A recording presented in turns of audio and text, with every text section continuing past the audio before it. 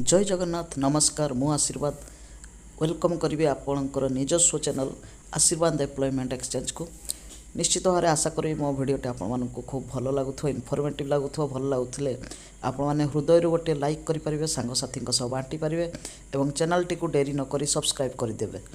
तो जय जगन्नाथ को ना नहीं चलतु आगे नवा और देखी नवा आज प्रथम नोटिफिकेशन देखंतु এই নোটিফিকেশনটি আসছে ব্রহ্মপুর यूनिवर्सिटी तरफ नोटिफिकेशन नंबर टी रही 7398 डेट रही 15/7/2023 डेट नोटिफिकेशन टी बाहरी। तो पढ़ी दूसरी नोटिफिकेशन टी advertisement for engagement of contractual teachers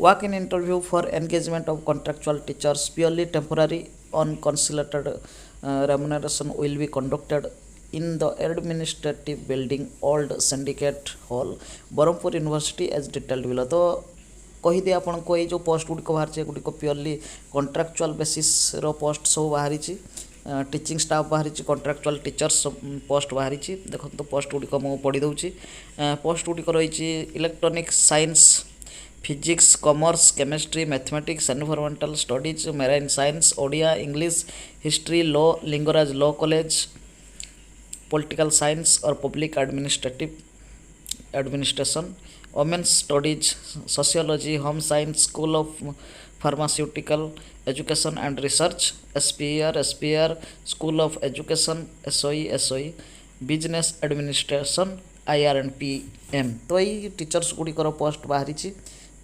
सबू टीचर्स जो रहा गुड़िक सब कॉन्ट्रैक्चुअल बेसिस सब पोस्ट केतोटी कौन ये आप देखिपे तांकर जो रेम्युनरेशन रहा 30,000 30,000 30,000 एमती रेम्युनरेशन सब रही आपण मैंने देखिपे एवं date and time of interview माने ऑफलाइन रे इंटरव्यू हम आपंकर डेट रही इलेक्ट्रॉनिक साइंस जो टीचर्स रहिले तांकर डेट रही इंटरव्यू डेट रही 21/7/2023 3टा रही सेमती फिजिक्स रही 21/7/2023 4टा बेलू कॉमर्स रही 22/7/2023 11:30 AM रे।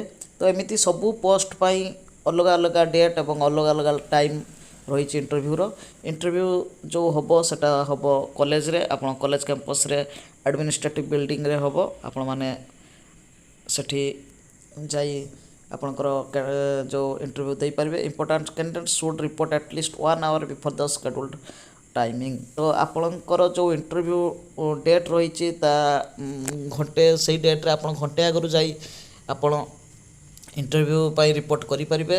इंटरव्यू हम जो देखो the engagement will be initial for a period of 1 academic session माने ये जो आपणकर जो पोस्ट टी रहिला एटा गोटे एकेडमिक सेशन पाई जोटा कि 31/5/2024 सरुची और till the filling of regular vacancy माने रेगुलर वैकेंसीज हवा पर्यंत मध्य आपण रही पारिबे और गोटे सेशन पाई आपण रही पारिबे।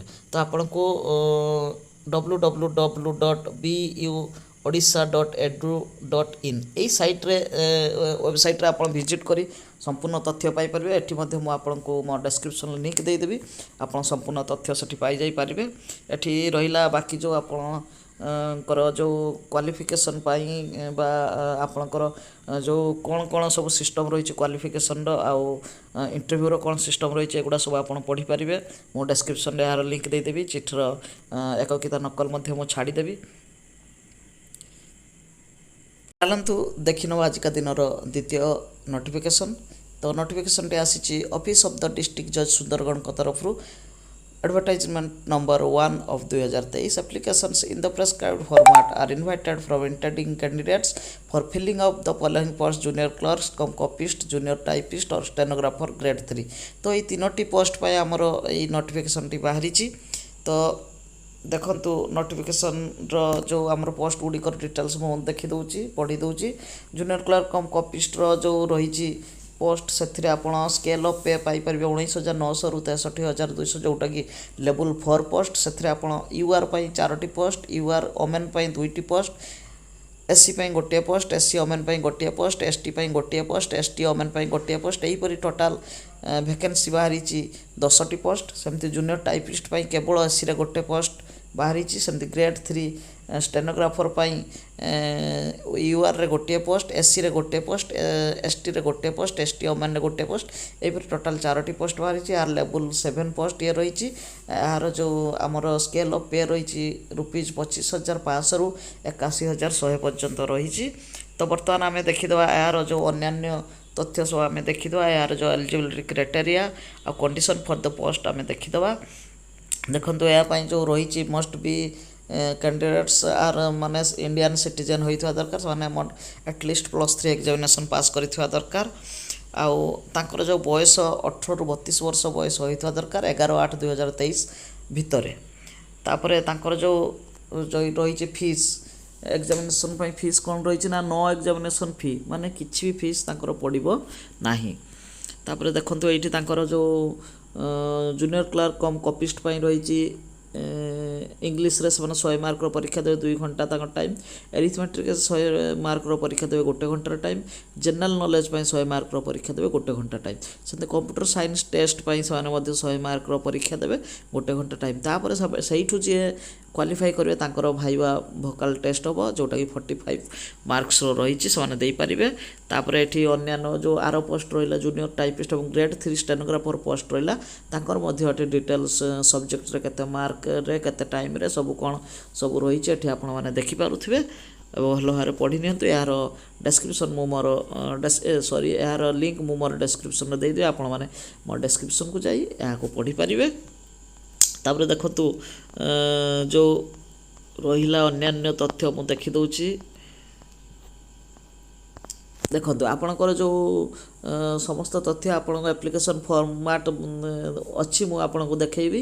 ସେଇ ଫର୍ମାଟ୍ରେ ଫିଲ୍ଅପ୍ କରିକି ଆପଣ ପଠାଇବେ the registrar civil court Sundargarh at post Sundargarh pin 770001 district Sundargarh. ଏହି ଆଡ୍ରେସ୍ରେ ଆପଣ 11/8/2023 ସୁଦ୍ଧା 5ଟା ସୁଦ୍ଧା ଆପଣ ପଠାଇବେ। ମୁଁ ବର୍ତ୍ତମାନ ଆପଣଙ୍କୁ ଆପ୍ଲିକେସନ୍ ଫର୍ମାଟ୍ଟି ଦେଖାଇ ଦେଉଛି। ଏଇଟା ଦେଖନ୍ତୁ, ଏଇଟା ରହିଲା ଆପଣଙ୍କର ଆପ୍ଲିକେସନ୍ ଫର୍ମାଟ୍। ଏଇ ଆପ୍ଲିକେସନ୍ ଫର୍ମାଟ୍ରେ ଆପଣ ସମସ୍ତ ତଥ୍ୟ ଆପଣ ଫିଲ୍ଅପ୍ କରିକି ଆପଣଙ୍କର ଫଟୋ ପାସପୋର୍ଟ ସାଇଜ୍ ସେଲ୍ଫ ଆଟେଷ୍ଟେଡ଼୍ ଫଟୋକୁ ଲଗେଇ ଆପଣ ଉକ୍ତ ଆଡ୍ରେସ୍ରେ ଆପଣ ପଠାଇ ପାରିବେ। ତୃତୀୟ ନୋଟିଫିକେସନ୍ଟି ମୟୂରଭଞ୍ଜ ଜିଲ୍ଲାରୁ ଆସିଛି, ST ଆଣ୍ଡ SC ଡେଭଲପମେଣ୍ଟ ସେକ୍ସନରୁ। ନମ୍ବରଟି ରହିଛି 2911, DWOଙ୍କ ତରଫରୁ ଆସିଛି। ଡେଟ୍ ରହିଛି 15/7/2023। ଦେଖନ୍ତୁ, application in the prescribed format are invited from the intending candidates for engagement of guest teachers against the following vacancies on purely on honorarium basis under ST and SC department of Mayurbhanj district। तो यहाँ रही contractual post, contractual teacher post रही।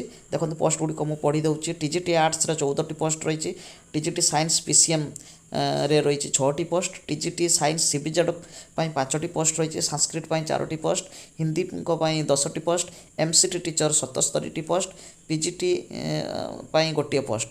यार जो रही eligibility criteria minimum of 50% marks in aggregation in graduation level, must passed BEd। तो ये आमर एलिजिबिलिटी क्राइटेरिया रही दरकार प्रथम 5टी पोस्ट पाई।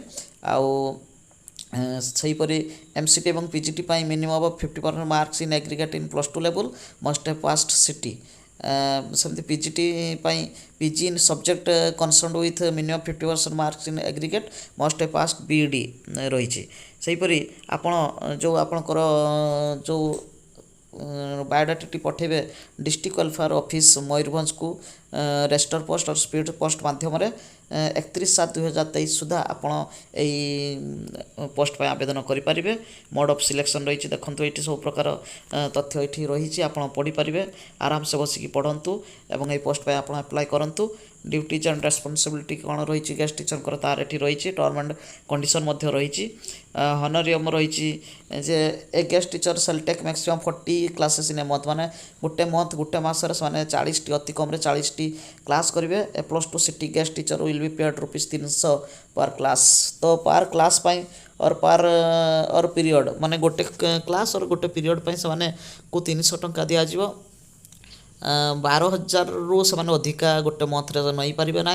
सेहीपरि TGT level Hindi Sanskrit guest teacher 400 टंकार व्यवस्था कराई। आ 16,000 टंकार अधिक गोटे मसरे नहीं पारे ना। देखो ये रही एप्लिकेशन फॉर्म।